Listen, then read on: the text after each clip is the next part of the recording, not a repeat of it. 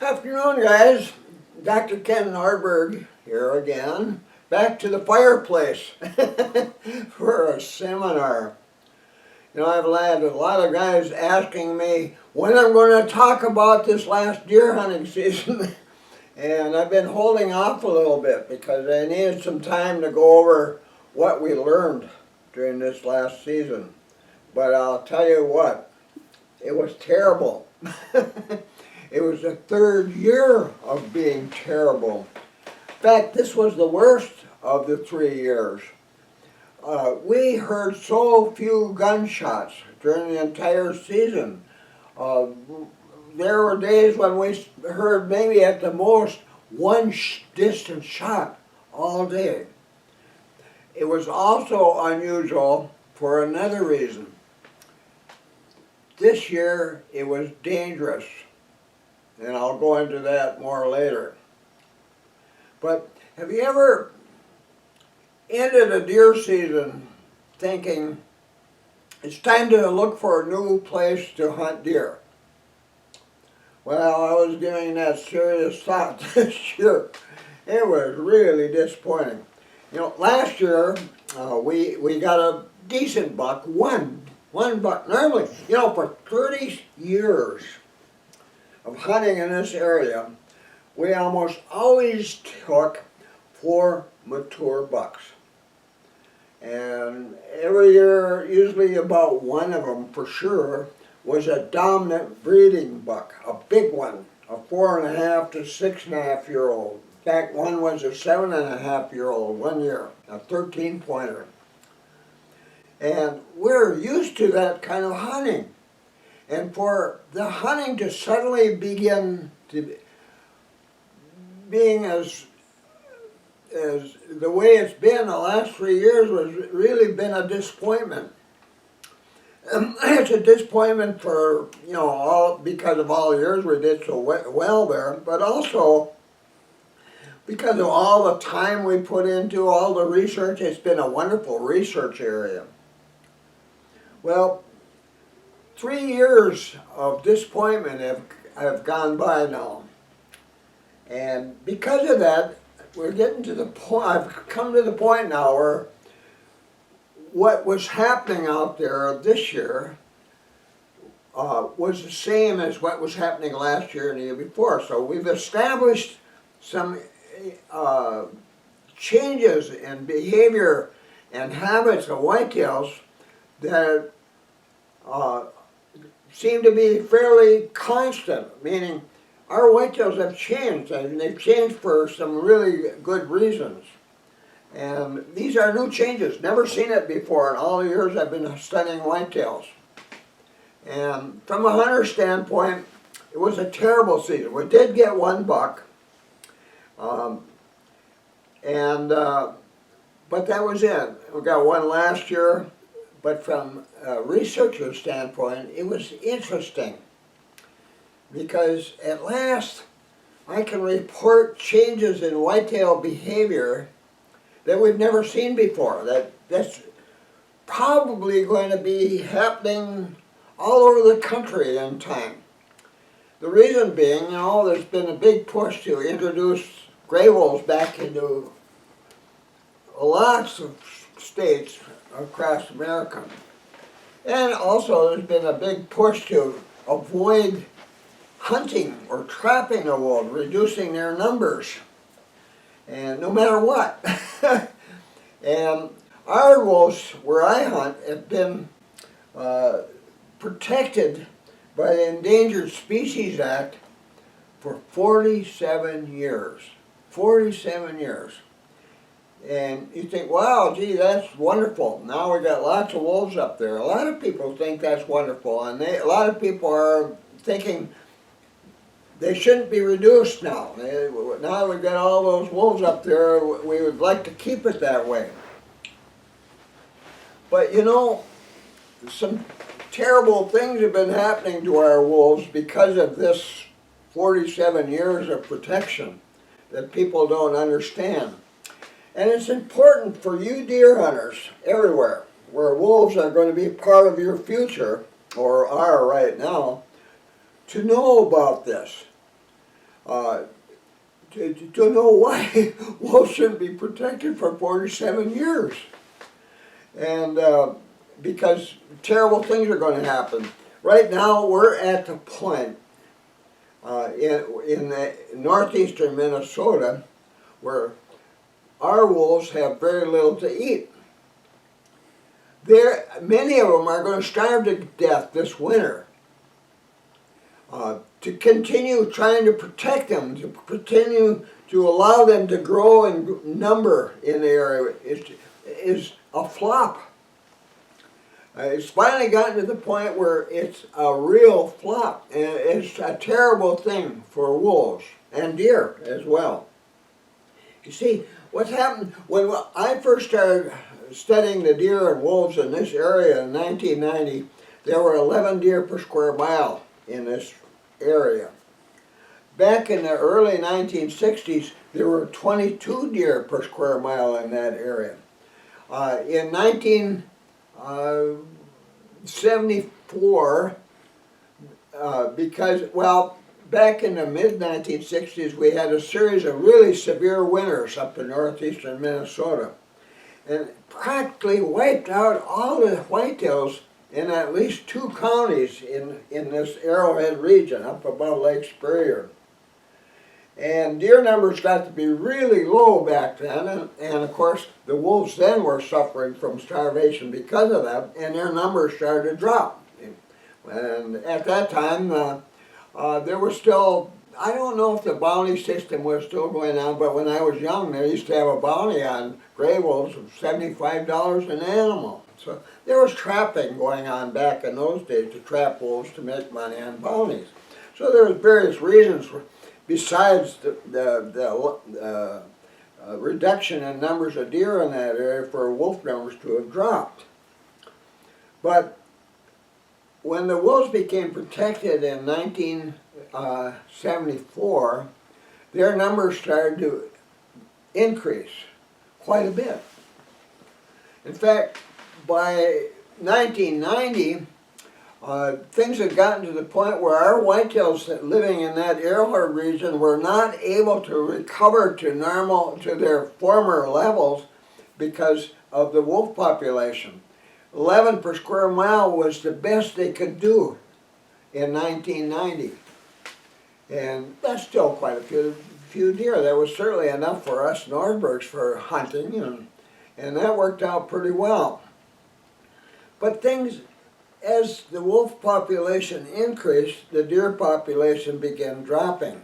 Back in 1990, our wolf pack was huge. There were about 10 mature wolves in that pack, plus a couple pups. And that was really something to see them pass in the early morning hours while you're in the tree stand. But it was a huge pack back then.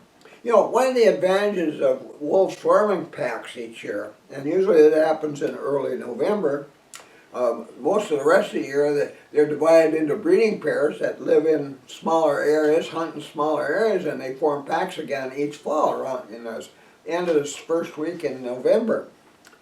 But being in a large pack provides them with the advantage of being much more successful at taking deer, using cooperative hunting methods. And they use some hunting methods that I've never seen described anywhere, and that I saw quite a bit of when I was studying these wolves up in that area during all these years.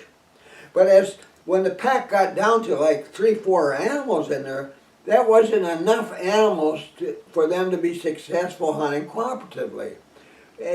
What would happen then with these little small packs that we were seeing in the last several years is they'd break up and hunt separately.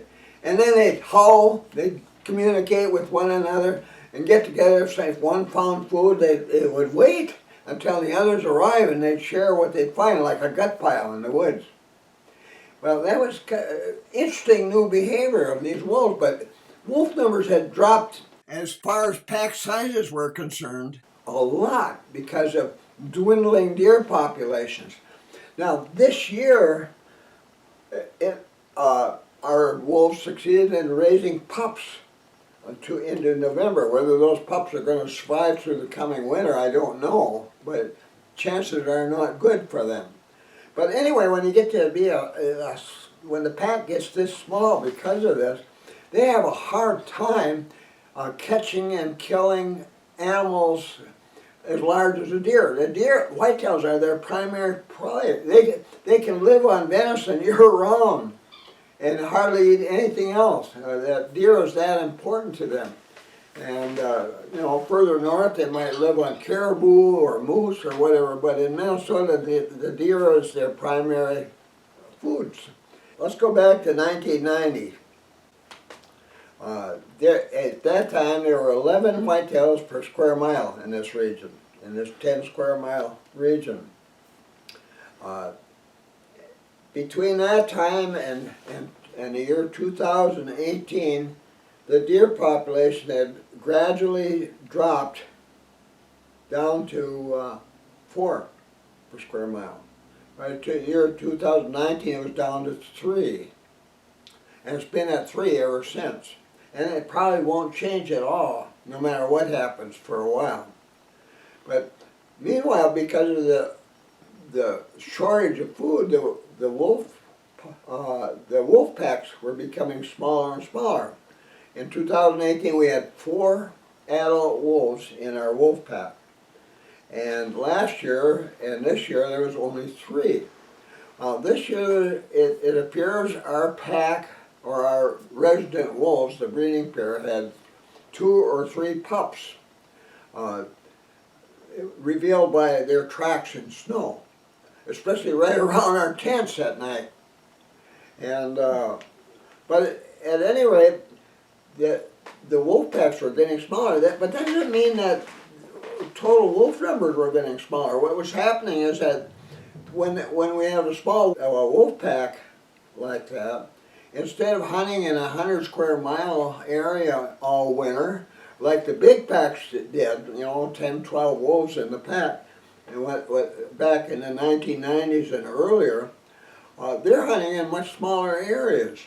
And with the continuing increase in number of wolves, we have, instead of having just maybe 12 wolves in a 100 square mile area, now we got maybe 3 or 4 in a 10 square mile area, but there's still an awful lot of wolves in that area, so the total population hasn't dropped off, just sizes of packs. But that's one change that's happened. Now you know about the wolves. Well, now that our deer population is down to 3, we've found that the surviving deer, the 3 per square mile, have been making some changes that are really remarkable. I mean, these whitetails are smart. Those deer that remain today have proven 3 years in a row, actually, and maybe a little bit before that they are really, really good at surviving despite wolves and human hunters. And they've made changes that greatly improve their odds of surviving when they're amongst all these wolves. They were at these wolves year-round, and that's kind of really something. But it really goofs up deer hunting. Well, this year, one of the things that really bothered us was exceptionally warm weather. Again, how many times is that going to happen? Last year on opening day, it was 70 degrees. This year on opening day, it was 70 degrees. What this means is that global warming is now affecting deer hunting as well as many other things. You know, out of the last 15 deer seasons we've had an awful lot of them where we started out with no snow at all. It was exceptionally warm. Now, our whitetails, our northern Minnesota whitetails, survive winters where there are weeks-long stretches of temperatures down to 40, 45 degrees below zero. That takes a pretty good coat of fur to keep them comfortable in that kind of weather. Now, when it's above 50 degrees during the hunting season, like in November, like say starting the 6th of November this past month, They don't want to move. That is just too warm for them to be moving around, being active, especially during daylight hours. Most of their activity then is at nighttime hours only. When temperature is below 50 degrees, to get down into the 40s, they can be quite active at night. So our whitetails during the past 3 years became notably nocturnal, meaning they limit their activities to nighttime hours only, including breeding. So that was one thing. Now, that whole first week, there was hardly a whitetail seen anywhere, and actually we saw more wolves than deer this past year. How about that? Or more wolf sightings than deer sightings, put it that way. But that's what it's come to up there, with only 3 deer per square mile. You know, when you got 3 deer per square mile, you can go for a hike in our area and say, well, I'll start down here by this road, and I'm going to go straight north until I find fresh deer tracks, and then I'm going to hunt there. And you start off, and finally you get hours away, you know, maybe it's midday, and you say, geez, I've traveled far enough. If I'm going to get back to where I started before it's dark, I better start back. And never see a track. And it's that way this year. You know, last year, at the end of our firearm hunting season, I began scouting. I spent my last 2 days scouting extensively up there, trying to find extra deer, extra bucks, mature bucks, that hadn't been hunted, maybe for years or never. You know, once breeding begins, the big dominant buck of each square mile will spend a lot of its time chasing all these other bucks out of his breeding area because it doesn't want any competition there. And those other bucks, they'll flee off range, and most of them that have been around for a couple of years, they understand the program, how things are going to be.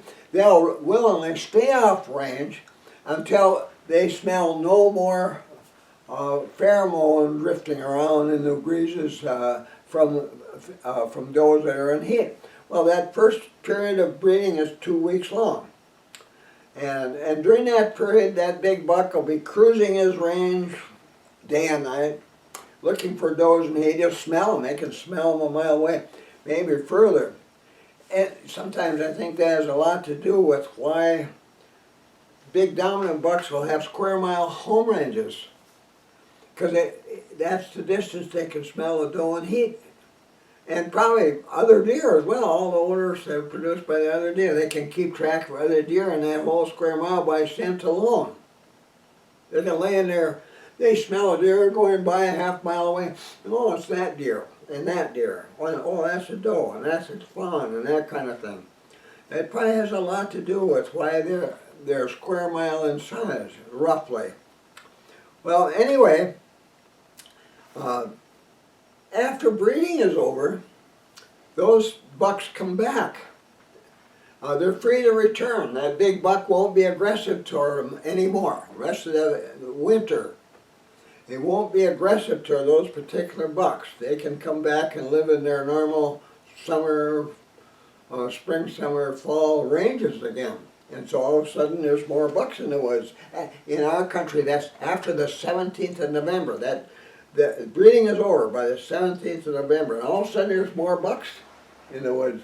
But until then, if you're going to hunt any bucks, those bucks that have been chased off, you have to find out where they spend their time, these little hideaways they have, and they're small. And you find them because of antler rubs in these little things, and tracks and droppings and beds and all these things that you find in these little hideaways. And last year I spent considerable time, dark to dark, searching for places like that to hunt this year. And I covered a lot of country, and I found several bucks that were probably 2.5, 3.5-year-old bucks. If you go next year, they'll be bigger and they'll be worth hunting. Well, and then I even put trail cams in some of those spots, just to make sure, you know, those bucks came back and we're using them. And you know what I found when we came back this year and I hunted those areas? No bucks. The wolves had found them. It was so discouraging. You know, we could go there early spring even. And this last spring we were up there in April, end of April. And we scouted some of those distant areas that I had discovered during the previous hunting season. And we found droppings, buck-sized droppings. None of them were really fresh, but still, you say, well, they exist, they're here. They weren't there this year during our hunting season. Now, other things were really strange. And it happened I noticed it for the first time 3 years ago. Actually, I noticed it the year before that when we had heavy snow. You know, see that picture of me on my 10th edition Whitetail Hunter's Almanac? You see that woods all full of snow? Well, I discovered it then and didn't realize what was happening, but on the way to a stand site opening morning, a spot that I thought was going to be really good, because of that snow, all the trails were missing. All the branches of trees bent down, you couldn't see trails. All our forest tracks were covered by sticky snow on trees. And I was temporarily lost for a while. I got going in an area that I had never seen before, between two spots where I've hunted quite often over previous years. And it was just full of deer tracks all over. And these deer had been feeding on little branches of these trees that fallen down there, had a gourmet delight there in this area, feeding on branches of trees, little tender shoots at the end of trees. Normally they're stuck with the stuff that doesn't get any larger that they can reach during the winter months for feeding. Well, I was really impressed with that. Holy cow, look at all the tracks here. And I went back and sat there all day and never saw a darn deer. Now, at that time, I didn't, I thought, well, maybe I goofed up or they decided to hunt, feed somewhere else, and I didn't realize what was going on. But every year since then, this same thing has happened. We'd find a place where deer had been feeding, and you look at the size of the tracks, and they were does, almost all of them does, mature does, yearling does, and fawns. Fawns, half of them were bucks, but they don't have antlers in them. But anyway, they were that class of deer, those classes of deer feeding together. And not just one doe with her young. This was several does, maybe 5, 6 mature does with young, and they're all feeding in the same area, and the area they're feeding in might be 5 acres in size, and you hit the spot like that, holy cow, you look at it, you see all these tracks and fresh droppings in there, and you think, and here, yeah, they've been eating these red osiers here, and these sugar maple saplings and all that, and boy, did I find a place to hunt. And you go back there in the end of the day or the next morning, and you sit there, and you're being extra patient because, boy, there's a lot of deer feeding here. Nothing all day. What's going on here? And we found several of those kind of spots 3 years ago. And you get all excited about it, but never see another deer. Until then, it was really important for us to know where does are feeding on any one day of a hunting season. Because if any of them were in heat, and a lot of times the signs we'd find in the snow would say, oh, this doe's in heat, and this buck's with this doe. That's where we're going to hunt during the very next hour's whitetails feed. Important. This is the way us Nordbergs have done well on bucks for 30 years. Doing that. Well, you find a place like this, wow, this is bonanza. We're going to get a buck here, and there's several does here. One of them's got to be in heat by now. You're thinking. But it didn't happen that way. And that was very strange. And what was really strange is they never fed in the same spot again during the entire hunting season. You could sit there for a whole week and not see any deer there. And they did that last year. And they did it this year again. Now, this, with only 3 deer per square mile, when several does come together with their young like that, you can come to there and you think, oh man, boy, the whitetails have really improved in number. Look at all the tracks and drops we're finding, fresh here and fresh there.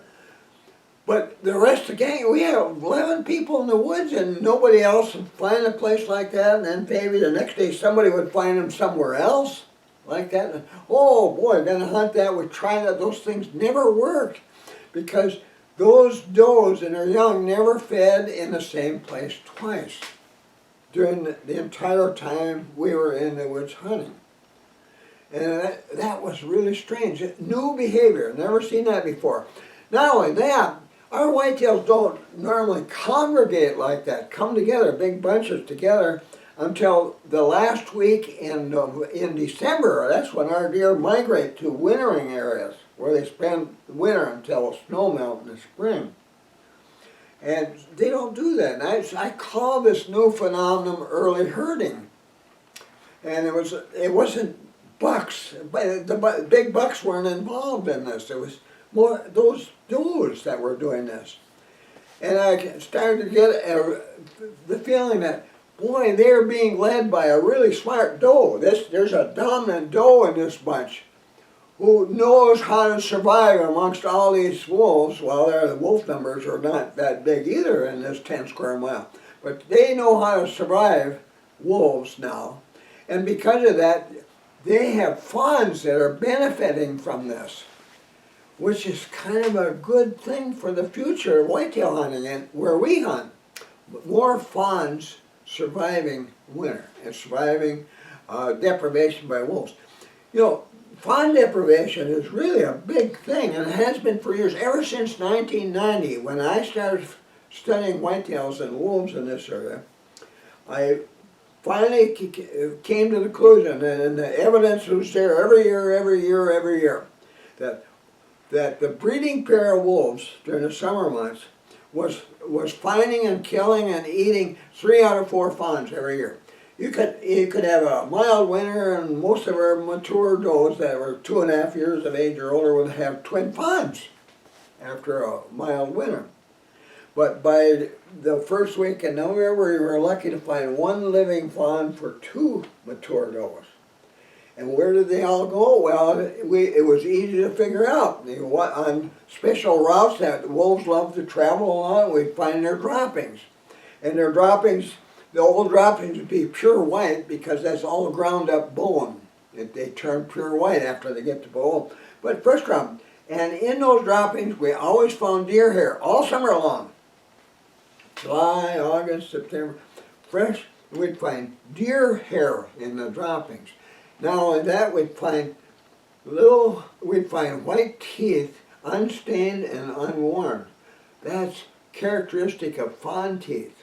Deer, they really wear their teeth down eating the kind of foods they eat, but no wear whatsoever, no stains on them, and undigestible hoofs. When a wolf eats a fawn, they eat hoofs and everything. And the hoofs part doesn't digest. And then those little dew claws that are up a little bit on the legs, on the legs of whitetails, those don't digest either. They're called dew claws. The dew claws and hoofs of fawns were in all those droppings.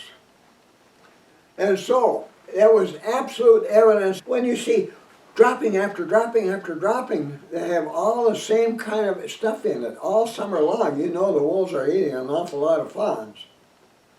And they were good at it. Boy, our 2 alpha, male and female, they always were the leader of whatever their pack when they came together in November. They were good fawn hunters. And what's interesting about that, they had a special way of hunting fawns.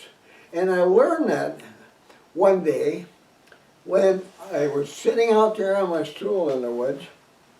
And I was the upwind hunter for my daughter Kate using a special hunting method, a deadly one that we call the gentle nudge.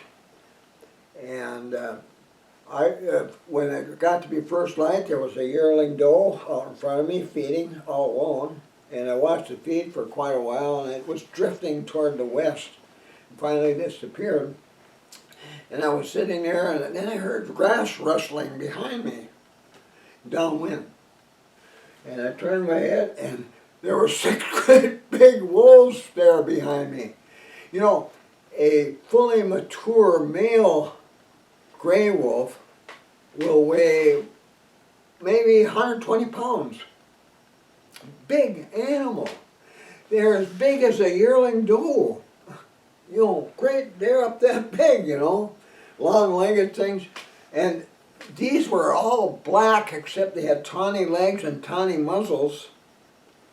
And what they were doing, I looked back there and I just couldn't believe it. And I turned around and my gun, I was scared to death. I mean, what, you got 6 wolves coming up at you? They weren't rushing me. They were just walking around, wagging their tails, sniffing the ground. You'll see a picture of wolves doing that. Here comes a picture of that. But wagging their tails and sniffing the ground and acting for all the world like they don't even know you're there. They don't know the fawn is there. And they're as harmless looking as any wolf or dog could ever look. But they're gradually working closer, they're edging closer.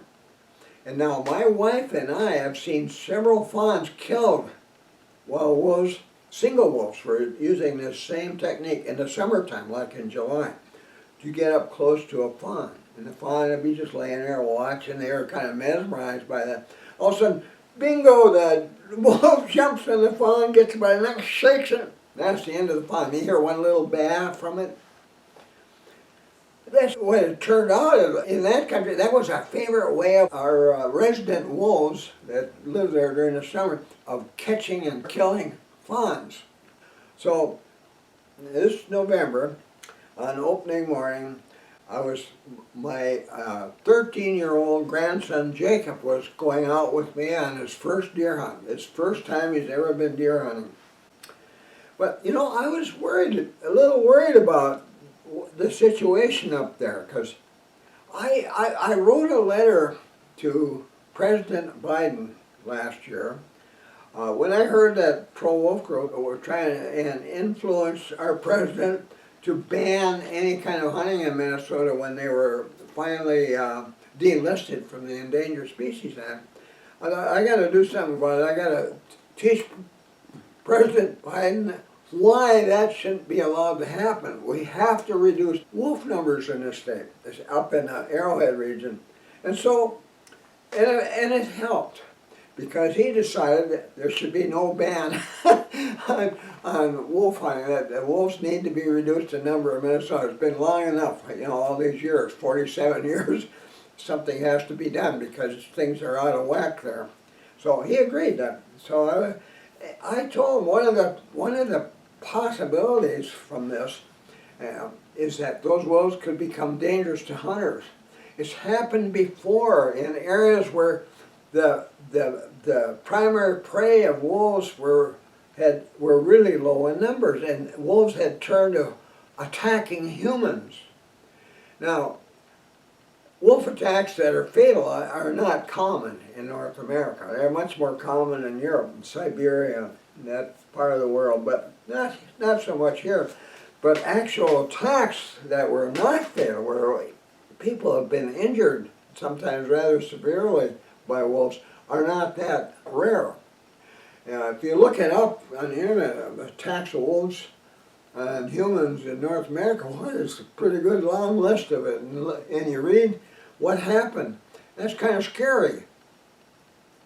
You know, our wolves are really hungry right now. I was thinking before the season starts. So I sat Jacob down and told him about what to expect, possibly. Wanted to prepare him. Not only that, I was planning to be very close to where I put him. You know, he wasn't going to be very far away from me on opening morning, or any time for that matter. But at any rate, I explained to him how wolves get edged closer to fawns in the woods. And I told Jacob, if you see a wolf doing that, you see here's a wolf or a bunch of them coming toward you and they're doing that, you can either shoot the wolf or shoot into the air. And shoot in the air and they'll run away. That'll scare them. But if you see one rushing toward you at any time, it's looking right at you, it's got his eyes are on you, those yellow eyes they have, and he's looking right at you and he's coming right toward you kind of fast, shoot the wolf. Because you got to protect yourself. You don't want a wolf to get a hold of you.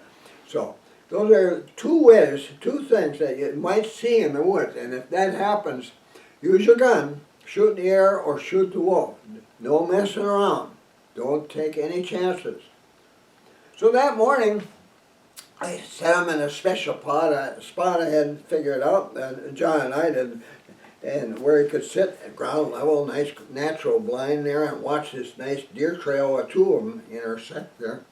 And so I set him there, and then I went on about 100 yards past him and to a stand site that I had picked out for myself. And about 9 a.m., pow!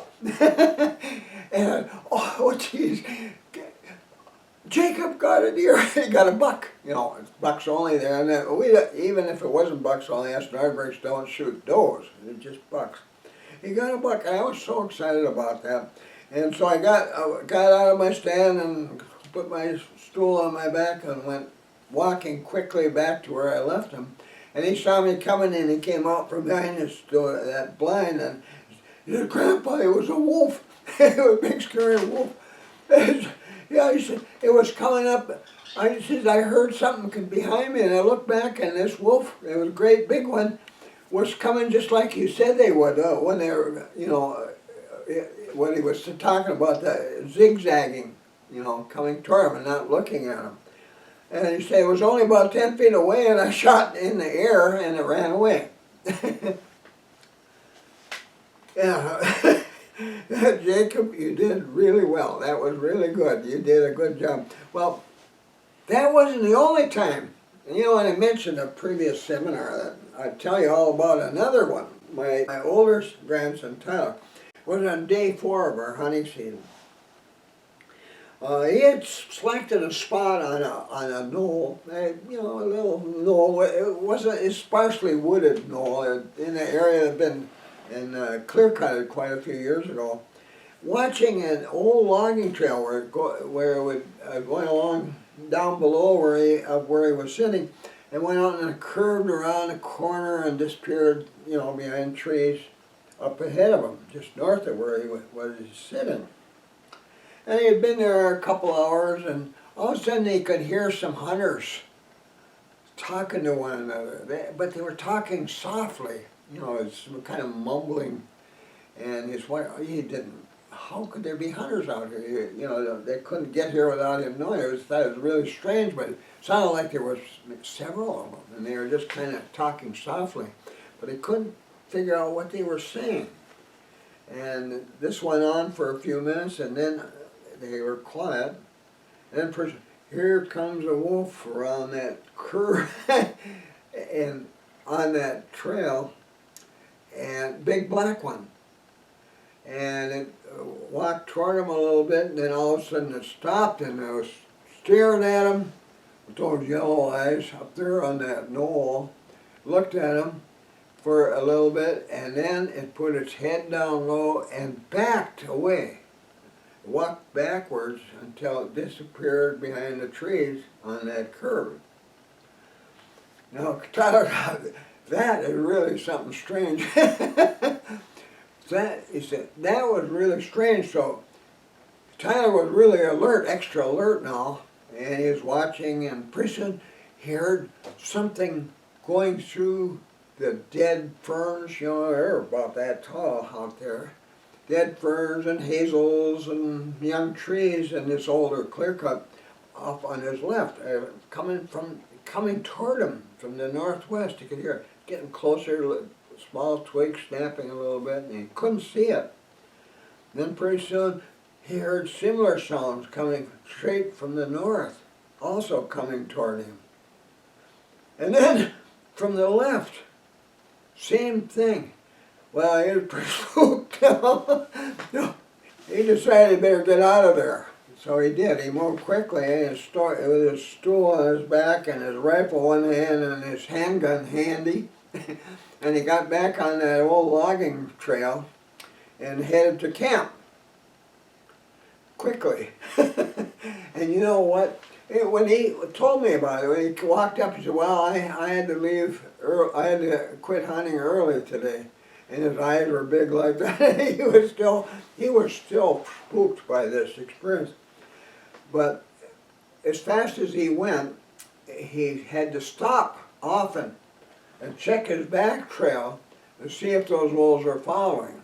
Well, he didn't see any, but he knew he couldn't depend on seeing them. You know, they could be paralleling him along that trail in the heavy cover and maybe come out of there from the sides or something like that and attack him. So, but he'd check every once in a while and then keep going. That became the new Nordberg habit, whether walking to or from a stand site or sitting at the stand site. Today, or this last year, we were frequently checking our back trail, especially anything downwind. You know, these wolves they have a habit of coming at you from downwind. They smell you. They're there. They might pretend you're not there. That's part of the wolf roost that they use for catching deer and fawns and older deer. But so nowadays when we hunt up there, geez, we know those wolves are potentially dangerous. We know they are. And I told President Biden that could happen because of what's going on now. So I can imagine there's quite a few guys this last year that hunt up in these wolf-infested areas that have some stories like this to tell this year, and maybe worse. But when they don't have much to eat, I think they start wondering how humans would taste, and that's not good. So that was another reason our hunting wasn't good. So with that, guys, thanks for watching. You've learned a lot now, which might be important to you in the future if you got wolves where you hunt. But keep that in mind. And with that, be sure to hit that subscribe button down below and that thumbs up button as well. That's a favor to me. Who wants to continue providing seminars for you in the future, and that's important for that reason. And then also keep in mind that if you haven't got your 10th edition of Whitetail Hunter's Almanac yet, geez, you got to do that. Especially you guys in northern U.S., well, everywhere for that matter. It doesn't matter if you're in Alabama or the Panhandle of Alaska. This is a book that's really good. Well, there's blacktails up there. They're like whitetails. But at any rate, this is a book that's going to really make a big difference on how successful you are in the future wherever you hunt. Unless your wolves get out of hand. So, if you haven't got one yet, be sure to get one now before the year's out. And if you got a son or daughter or friend who's a beginner or even an old veteran, what a nice thing it would be for you to buy a book to give to them for Christmas this year. This is a great Christmas gift for hunters. This book, that 10th edition of Whitetail Hunter's Almanac. It's sure to please hunters. You wait and see. They'll be thanking you for that book for decades because it'll make a big difference in how well they do in the future. So, okay guys, thanks for watching, and I'll be saying it again, I'm sure, before long. Merry Christmas. Be sure to visit my website. Here's the link.